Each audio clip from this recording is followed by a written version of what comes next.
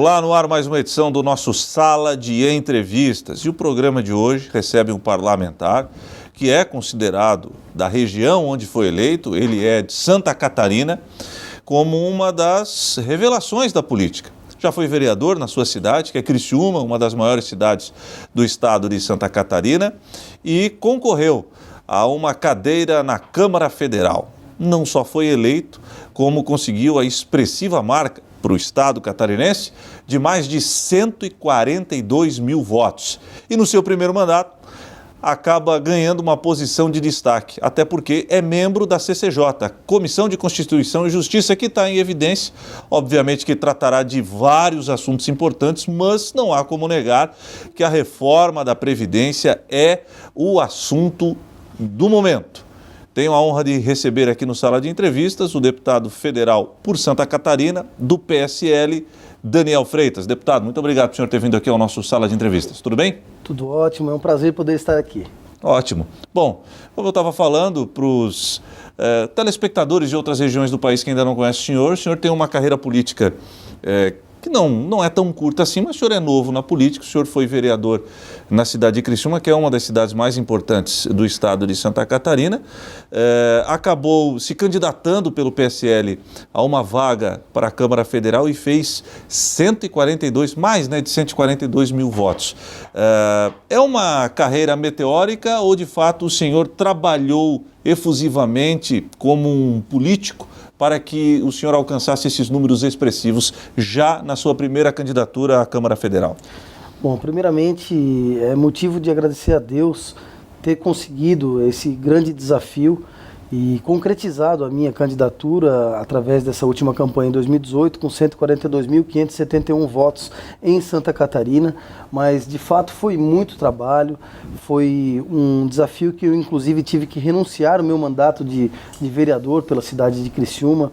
E aí eu entendi que a política é feita de decisões e uma das grandes virtudes hoje na política e valorizada pelas pessoas é a coragem.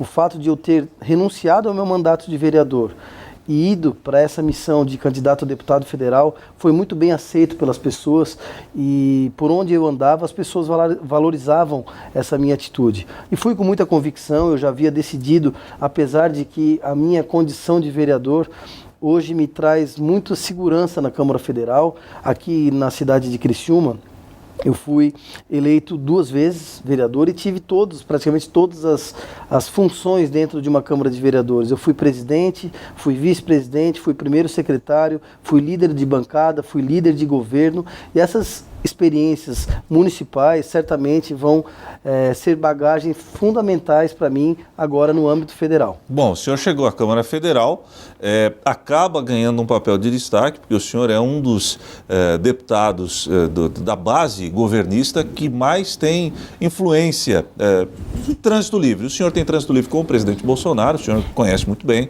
O senhor tem trânsito livre com todos os ministros, com o Sérgio Moro, com o Marcos Pontes, com a própria Damares Alves, enfim. O senhor tem um bom relacionamento com todos e acaba se transformando numa peça-chave nesse momento importante do país. O senhor se acha já com experiência suficiente para carregar essa responsabilidade dentro do partido e na base aliada do governo? Com certeza, eu acredito que o fato de eu ter hoje esse relacionamento, ele se dá principalmente pelo meu alinhamento ao presidente Bolsonaro. Quando foi feito o convite para mim para entrar no PSL, foi justamente por esse meu alinhamento ideológico, desde meu bisavô do Dionísio Freitas, que há 56 anos atrás foi deputado federal e senador, ele já era dessa vertente de direita, então o meu alinhamento desde sempre foi ideologicamente ao presidente Bolsonaro e agora tendo a virtude de fazer parte desse partido, desse governo, certamente serei dentro da Câmara Federal um defensor das suas ideias, obviamente que levando o meu DNA, o meu jeito de fazer política para dentro da Câmara Federal. E esse relacionamento eu já de fato tenho muita entrada e até posso dizer assim, amizade com alguns ministros, como o Marcos Pontes, que em menos de 3 meses veio 2 vezes a Santa Catarina ao meu pedido e outros ministros já marcaram visita ao nosso estado, como o caso de Sérgio Moro, que me recebeu na semana passada, eu que fui até o seu gabinete no seu ministério em apoio ao pacote anticrime. foi ele, o primeiro-ministro, a protocolar projetos de lei na Câmara Federal esse ano, e nós temos uma grande responsabilidade em aprovar essas medidas do Sérgio Moro, pacote anticrime, e principalmente a prioridade número 1 dessa legislatura, que é a nossa reforma da Previdência. O senhor também foi responsável como um dos grandes articuladores na vitória do governador de Santa Catarina, Carlos Moisés. Para o restante do país entender, Carlos Moisés era um comandante do Corpo de Bombeiros, decidiu praticamente às vésperas do fim do prazo se inscrever ou se candidatar como postulante ao cargo máximo do Executivo catarinense, e foi uma surpresa no primeiro turno, mas no segundo turno o senhor acabou se transformando numa espécie de grande articulador político do governador Carlos Moisés, que fez uma votação muito expressiva no estado de Santa Catarina. Isso também traz responsabilidades no seu estado natal, que é Santa Catarina, e o senhor já começa a ter pretensões maiores no estado, haja vista que o seu nome já ficou bastante evidenciado em todas as regiões do estado? Primeiro, eu fico muito feliz do nosso projeto como um todo ter dado certo. Santa Catarina é um estado conservador e mostrou isso nas urnas através da minha eleição, da eleição do nosso candidato ao Senado e presidente do partido, Lucas Meraldino, que por muito pouco não é senador da República, com a expressiva eleição do nosso governador Carlos Moisés. Então hoje, de fato, o meu mandato ele servirá para Santa Catarina como um embaixador de Santa Catarina em Brasília, entre o governo federal de Jair Bolsonaro e de Carlos Moisés aqui no estado. Eu que sempre me coloco dessa forma para que a gente possa trazer os melhores resultados para Santa Catarina.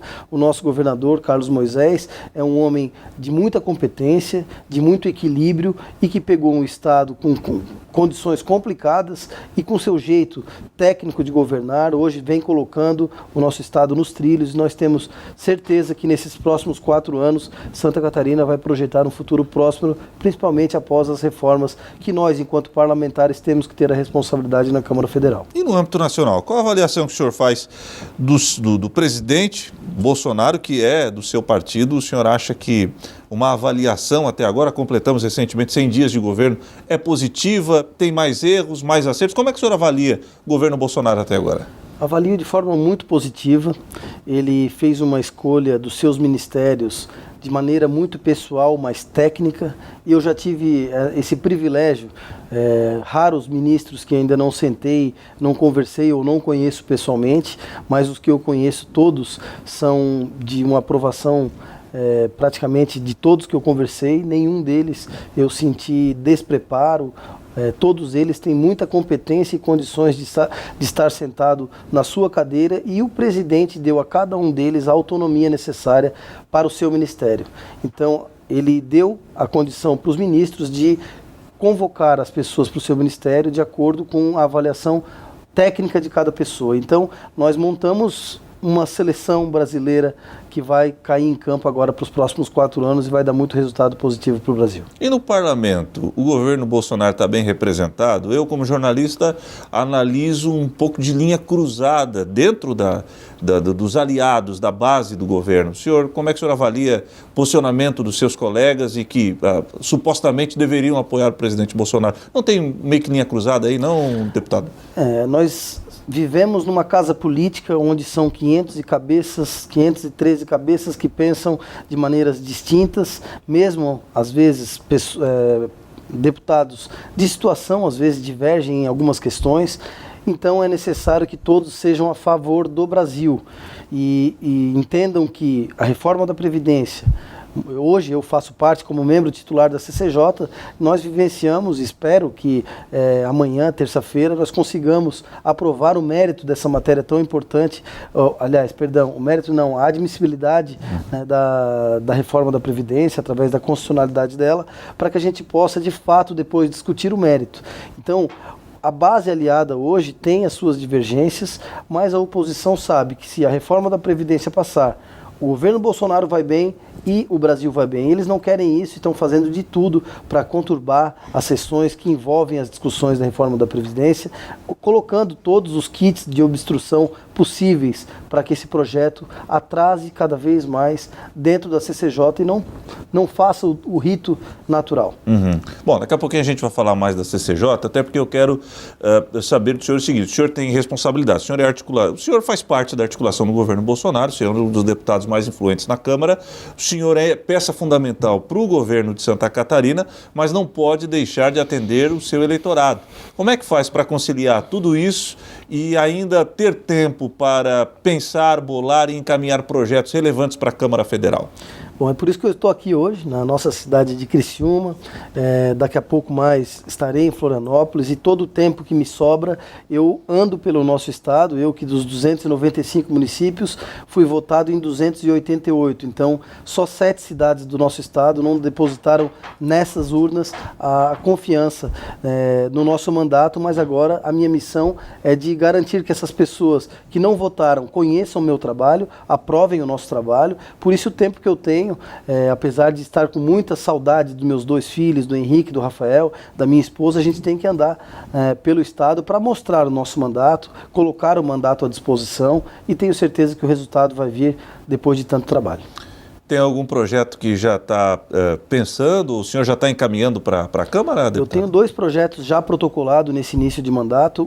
Ele deu muito certo aqui na cidade de Criciúma, que ele dá a condição às mulheres que utilizam o transporte coletivo a desembarcarem do ônibus após as 8 horas da noite, e na Câmara Federal eu incluí também as pessoas com dificuldade de mobilidade. Certo. Então, o projeto ele garante que essas pessoas que sejam ou mulheres ou pessoas com mobilidade reduzida, que possam desembarcar a qualquer momento, a partir das 8 horas da noite, em qualquer local da linha do ônibus, mais perto de casa ou num local mais seguro. Isso garante aquelas pessoas, as mulheres, as pessoas que voltam da faculdade ou do trabalho mais tarde, e geralmente as paradas de ônibus ou são muito mal iluminadas, ou são distantes, ou no meio de um matagal. Isso é um problema nacional, né? É um problema nacional. Então eu espero que os nossos parlamentares nos ajudem nessa ideia e garantam essa maior segurança para as mulheres e para as pessoas com mobilidade reduzida. E eu acho que é um projeto que já mostrou aqui como case na cidade de Criciúma, em Santa Catarina, que não traz nenhum prejuízo para as empresas, as linhas não atrasam por conta disso, não atrasou aqui, não vai atrasar no Brasil inteiro, e certamente as pessoas vão ter esse benefício da segurança de descer mais perto de casa. E o segundo projeto seria? O outro projeto que eu acabo de protocolar na Câmara Federal, eu espero muito ter o apoio dos parlamentares também. A nossa Constituição de 88, ela garante que a educação é um direito de todo cidadão brasileiro. E quando eu sou pai de 2 filhos, no início do ano, a gente já tem IPVA, IPTU, tantos outros custos que oneram o bolso do cidadão, e temos que comprar um material escolar. E nessa hora dói o bolso de todo brasileiro. Então, pensando nisso e garantindo um acesso fácil à educação, as crianças têm que ter o mínimo necessário, material básico para poder estudar. Então, eu entrei com um projeto de lei isentando os impostos de PIS, COFINS, PIS/PASEP, COFINS, IPI, IPI, PIS, COFINS e PASEP. E acho que são esses os impostos. Que reduz o número do preso? Ele vai reduzir em torno de 50% o valor final do material escolar. Justamente nesse período de início de ano. Sempre. Sempre. Uma caneta, por exemplo, 50% do que se paga numa caneta é imposto. Certo. Um caderno, em torno de 38%, 40% é imposto. O que se quer é retirar o imposto para que a pessoa vá ter mais facilidade na compra desse material escolar e possa, de fato, garantir o seu filho na escola com todo o material básico necessário. Seria o governo federal abrindo mão de um imposto, o comerciante não vai perder o seu lucro e, obviamente, o consumidor vai pagar mais barato. Exatamente. É uma relação ganha-ganha, e entendendo que o montante de perda de receita, se assim podemos chamar, em contrapartida com o benefício que a sociedade vai receber com esse material barato, é algo que o governo, eu espero que entenda da melhor forma possível, e olhando para a nossa Constituição, entenda que essa é uma atitude que vai facilitar o acesso à educação a todos os brasileiros. Tá bom.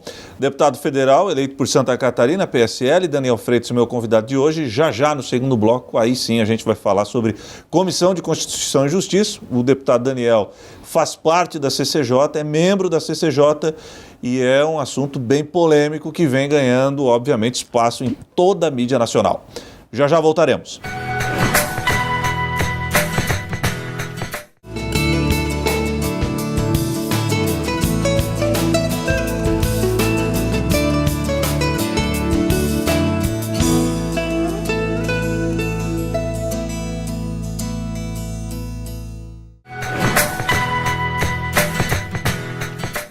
Estamos de volta com Sala de Entrevistas. Hoje meu convidado, deputado federal, eleito por Santa Catarina, com mais de 142 mil votos. Ele é deputado do PSL, Daniel Freitas. Deputado, antes da gente entrar na pauta da CCJ, o senhor é membro da Comissão de Constituição e Justiça. Para ficar bem claro, o projeto do material escolar, os descontos nos impostos são quais mesmo? Os impostos que seriam retirados? Exatamente. Importante, na hora eu fiquei meio em dúvida, mas é IPI, COFINS e PIS/PASEP. A isenção desses impostos vão levar o material até a casa das pessoas em torno de 50% mais barato do que é pago hoje. Tá bom. Vamos falar de CCJ, Comissão de Constituição e Justiça. O senhor recebeu essa missão, membro da CCJ. Aliás, nós tivemos, para mim, inclusive nos veículos em que eu trabalho, tanto na televisão como no rádio, eu disse que fiquei muito triste, porque é um assunto extremamente importante e, obviamente, eu como trabalhador, deputado, eu tenho dúvidas, muitas dúvidas, e me interessa, porque vai afetar na minha vida e na vida de todo brasileiro. E no momento que se tem a oportunidade do mentor deste projeto estar na CCJ, para você tirar dúvidas, enfim, há um momento muito ruim proporcionado por seus colegas parlamentares, que foi uma verdadeira, desculpe o palavreado, uma baixaria que cometeram contra o ministro Paulo Guedes, inclusive com palavras de baixo calão, ele foi ofendido, e dúvidas que seriam importantes para que a população, possa se inteirar mais sobre esse assunto que, repito, reflete na vida de todos nós, acabou passando batido. Ou seja, o grande assunto foi não a reforma da Previdência, mas as ofensas ao ministro Paulo Guedes.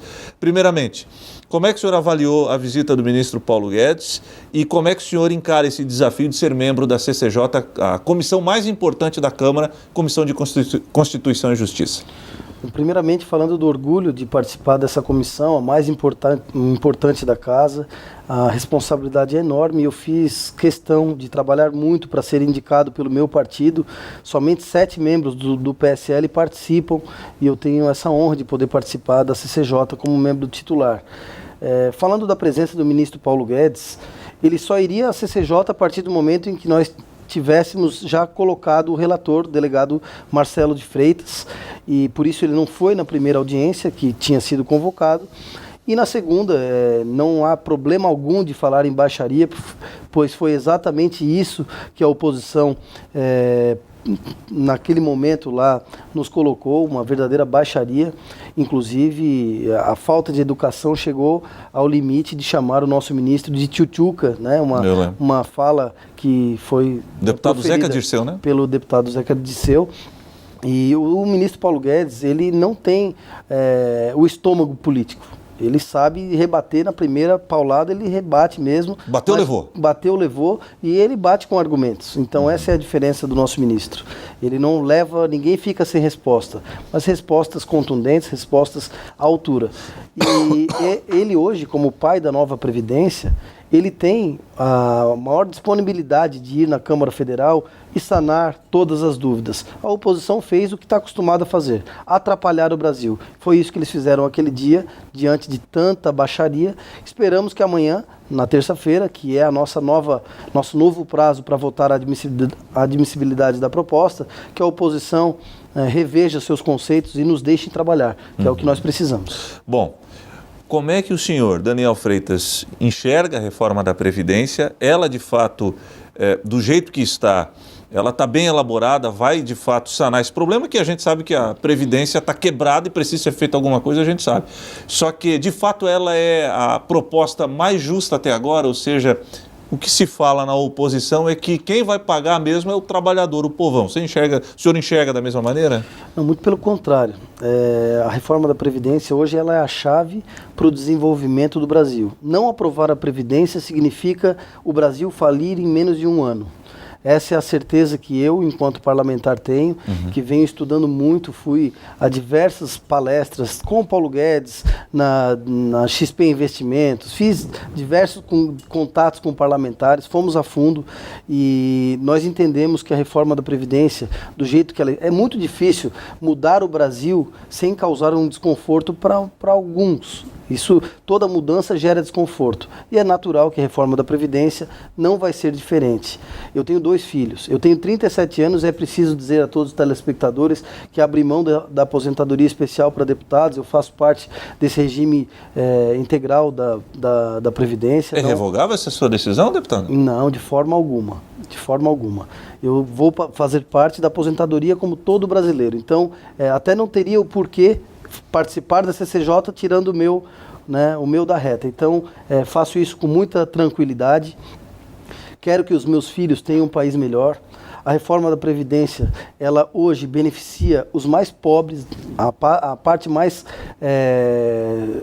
frágil da nossa população brasileira, em detrimento dos mais ricos. Então, a oposição que hoje na CCJ está entrando com obstruções, querendo postergar a discussão da reforma da Previdência, simplesmente está garantindo que aquela parcela mais rica da população, essa nova reforma, quem contribui mais vai pagar mais, quem contribui menos vai pagar menos. Hoje, claro que o mérito da questão da CCJ, da reforma da Previdência, não vai ser tratado dentro da CCJ. O que nós queremos nesse primeiro momento é que os nossos parlamentares entendam a constitucionalidade e admitam a proposta. A partir de então, vai ser formada uma comissão mista, que ali sim, ali nós vamos tratar de todas as questões pontuais do mérito da proposta da reforma da Previdência. Perfeito, mas o senhor, obviamente, é um deputado muito articulado. O senhor já deve ter, pelo menos os principais pontos, ter estudado bastante a questão da reforma da Previdência. Eu volto a insistir na pergunta. Esta reforma da Previdência, elaborada pelo ministro Paulo Guedes, ela de fato, das que foram apresentadas até o momento, tivemos uma tentativa do ex-presidente Michel Temer, não vingou, a da ex-presidente Dilma, então, nem se iniciaram as discussões. Essa, de fato, é a reforma que pode salvar a Previdência, a aposentadoria do trabalhador brasileiro? Sem dúvida, a gente tem alguns exemplos anteriores, mas há de se valorizar a coragem do presidente Bolsonaro de colocar esse projeto polêmico, né, que não é fácil um presidente encarar esse desafio, mas eu tenho certeza que mesmo com alguns ajustes, e há de se deixar muito claro que o governo tem gordura para queimar e vai queimar, essas questões pontuais na comissão especial, que eu gostaria muito de fazer parte e vou trabalhar para isso.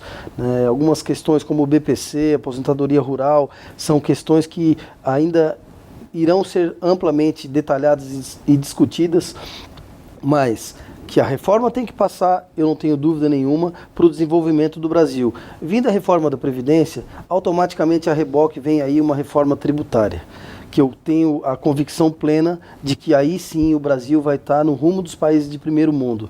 Hoje um trabalhador que custa R$1.000 para essa empresa, ele custa mais R$1.000 de impostos. A partir dessas reformas, dessas transformações, o objetivo principal é que ele custe apenas os R$1.000 de salário dele. Ou seja, vai ter um boom de empregos no Brasil, o jovem vai ter o seu emprego garantido, o seu salário garantido e as reformas vão fazer bem para a saúde financeira do país. Pensando nos meus filhos, nos meus netos, eu sou a favor da reforma da Previdência. Tá bom. Agora, como é que faz para tratar do tema? Eu lembro que entrevistei a presidente do Partido dos Trabalhadores, hoje deputada federal, sua colega de parlamento, a deputada Gleisi Hoffmann, ela disse o seguinte: olha, a gente vai fazer a oposição sadia. Nós vamos... E é importante ter oposição. A gente não pode aqui, eu preciso fazer um adendo, deputado, porque o governo precisa ser cobrado, é preciso ter opositores cobrando, fiscalizando, enfim, tudo bem. Mas desde que seja algo sadio, ou seja, o que for bom para o Brasil, passa, o que não for bom para o Brasil, não vai passar e todos os projetos precisam ser discutidos. Enfrentar essa oposição que eu estou vendo até agora, que é uma oposição realmente que está sendo feita com o fígado, essa é uma opinião minha, pessoal, a oposição está sendo feita com fígado, não se discute projeto nenhum, apenas é o seguinte, vem do governo, vamos trabalhar contra. Como é que faz para vencer esses obstáculos, haja vista que muita coisa precisa ser aprovada e o senhor sabe, como parlamentar, que vai ter que enfrentar uma oposição ferrenha e diga-se de passagem, ninguém nesse país sabe fazer mais barulho na oposição do que o próprio Partido dos Trabalhadores. Que me desculpe a minha colega deputada Gleisi e toda a bancada de oposição, mas esse discurso de oposição sadia é uma mentira, como tudo que eles fazem na Câmara dos Deputados. Não é verdade, as obstruções são por simplesmente... E eles têm total abertura para falar isso, eles falam, nós vamos obstruir por questões políticas. Essa é a fala deles na CCJ e vai ser assim ao longo desses 4 anos. O que o governo precisa garantir é voto. E é através do voto que nós precisamos garantir a admissibilidade na CCJ, derrubando esse kit de obstruções que eles colocam todas as sessões. Não vai ser diferente na tarde e noite de amanhã. Tenho certeza que nós vamos ter muita dificuldade com alguns deputados, mas... eu acredito que a grande maioria da CCJ e a grande maioria da Câmara Federal já entendeu a necessidade de nós aprovarmos a reforma. Para dar uma demonstração clara de como não é uma oposição sadia, na última sessão, eles, inclusive, se eu não me engano, foi ela, a deputada, que pediu vistas do relatório antes mesmo de ler o relatório. Isso não existe. Quando é que tu vai pedir vistas de um projeto, de um relatório, de algo que você não tem conhecimento? Quando primeiro, vistas... se tem conhecimento, se tem a leitura, Perfeito. Eles queriam impedir a leitura do relatório para postergar a votação. E quando se pede vistas, tranca o processo? Exatamente, o trâmite? Exatamente, é o que a oposição quer, trancar o Brasil. Tá certo. Deputado, tem voto suficiente para aprovar a reforma da Previdência? Porque eu sei, isso é uma informação minha, e eu como jornalista me reservo o direito de preservar a fonte, que o senhor foi incumbido pelo próprio, não sei se de viva voz, mas o próprio presidente Bolsonaro, como uma das pessoas que trabalhe no Congresso para conquistar, angariar votos suficientes para a reforma da Previdência. Vai passar a reforma da Previdência? Se depender dessa nossa missão, deputados do PSL, nós temos um presidente, meu amigo competente, presidente Felipe Francischini, que vem conduzindo muito bem a nossa CCJ. A nossa primeira missão é, até essa semana, despacharmos o projeto da CCJ. A partir de então, entrarmos no âmbito do mérito da proposta e aí sim, detalhando a proposta, o quanto antes, com prazo de até 15 de julho, termos a aprovação na Câmara Federal. Quem pode vir junto com o PSL? Democratas, do Onyx Lorenzoni, quem mais? Todo o Centrão. Nós acreditamos no Centrão, PSL e toda a base governista. O senhor tem uma amizade muito próxima com o senador Esperidião Amin, ele é do Partido Progressista e se espera muito que o Partido Progressista, que é do Centrão, também venha junto com o governo na reforma da Previdência. PP, como é que se posiciona nessa situação? Olha, eu não tenho tido o estreitamento pontual da reforma da Previdência com o senador Esperidião Amin. Essa semana certamente nós vamos nos encontrar, mas tenho muito com a deputada Ângela Amin. Nós estamos nos encontrando com frequência, inclusive na CCJ, mas tenho a convicção de que são deputados que já têm uma vida pública que regressa, que traduz o sentido público deles, e eu tenho certeza que vão fazer o melhor para o Brasil, entendendo a necessidade dessa reforma tão importante. Eu cito o senador Esperidião Amin porque não há como negar que ele tem um peso muito forte dentro do Partido Progressista e vai influenciar na decisão dos deputados progressistas na votação da reforma da Previdência. O senhor tem a mesma leitura? O senhor entende dessa forma? Não tenho dúvida alguma. Ele é um grande influenciador, não só dentro do Partido Progressista, mas pela figura e pela história de vida que tem. Deputado Daniel Freitas, foi um prazer conversar com o senhor.